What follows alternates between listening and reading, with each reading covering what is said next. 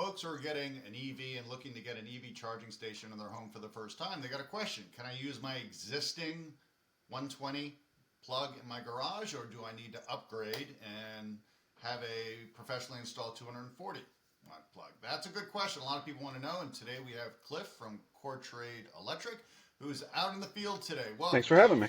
No problem. All right, so I've got an EV. I'm wondering, can I use my existing plug, or do I need to upgrade? What do we need to consider when going through the two So options? you can use your existing plug. However, some things to keep in mind are how often you're going to be using it, how long is it going to be used for, and what else is on that circuit.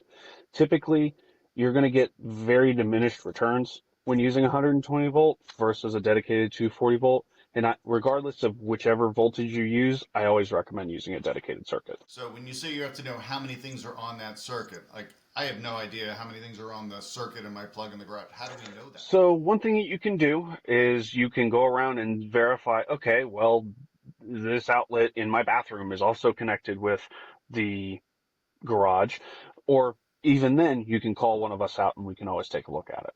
Gotcha. So in your recommendation, looking at the two, your recommendation is to be safe is to upgrade and install a 240. Yes, that is correct. Right. Because in terms of the charging speed, is there a rule of thumb? 240 120, is it twice as fast, four times as fast, or does it depend on the charger and some other It really variables? depends on the vehicle because different vehicles will have different charging rates on what the manufacturer has allowed them to do. Um, it's going to be substantial. I can tell you that much. It can go from a couple miles per hour because that's how they rate it using 120 volts to 10 to 20 miles per hour of charge.